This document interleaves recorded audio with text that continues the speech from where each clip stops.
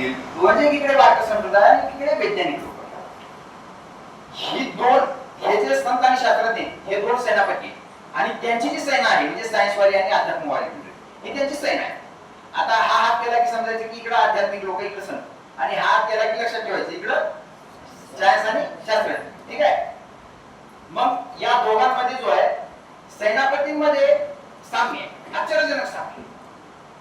या सेनापतींमध्ये म्हणजे तसे त्यांच्या वाढलेल्या दाढ्या असतील, भरकटलेले केस असतील, काय चाललंय काय नाही, डोळ्यात हरवलेले भाव असतील, समोरच्याला काय बोलतील काय गॅरंटी नाही, हा समोरच्याला बोलायला समजेल की नाही याची गॅरंटी नाही.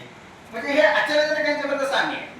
आणि सेनापतींमध्ये तितका जोराचा विरोध आहे. म्हणजे सायन्सवाल्या माणसाचा अध्यात्मवाल्या माणसाचा कधीच नाही करू शकतो.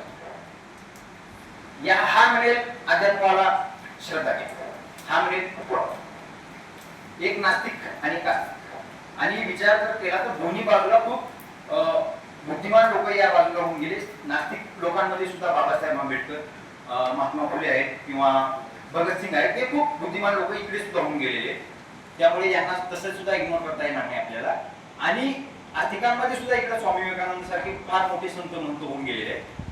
तर या दोघांचा असा प्रचंड विरोध आहे. सेनापतींमध्ये हा विरोध नाही. सेनापतींना याचं काही घेणं नाहीये की आपलं असं आपलं साम्राज्य आहे ते टिकवायचंय, उघडी करायचंय, काही घेणं नाही त्याला. पण सेना मात्र एकमेकांवरून तुटून पडलेली. हा म्हटलं मन से सोच, लगेच याचं मन नावाचा विषय राहत नाही. मन म्हणजे माइंड,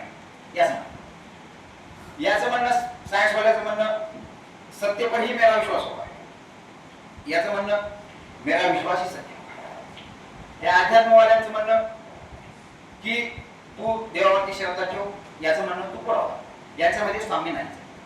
सायन्सवाला म्हणेल मी कुठलीही गोष्ट आंधळेपणाने स्वीकारणार नाही, लगेच हाच म्हणणं कुठलीही गोष्ट आंधळेपणाने तू नाकारू नको.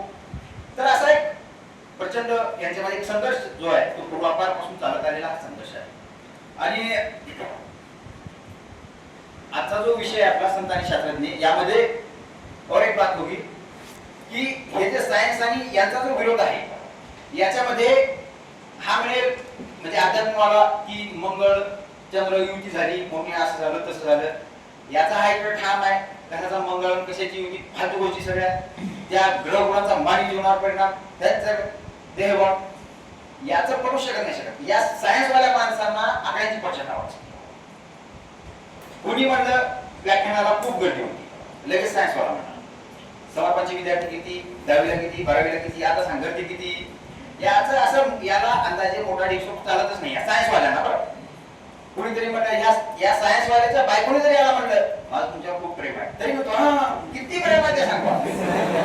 हे असं याला म्हणलं एका सायन्सवाल्या मुलाचं झालं तर, आणि त्याच्या बायकोला जे चपात्या ते करता येईल, आणि चपात्या करता येत नसल्या डायरी मध्ये घेऊ का आपण, मला खाली मॉर्निंग तू किती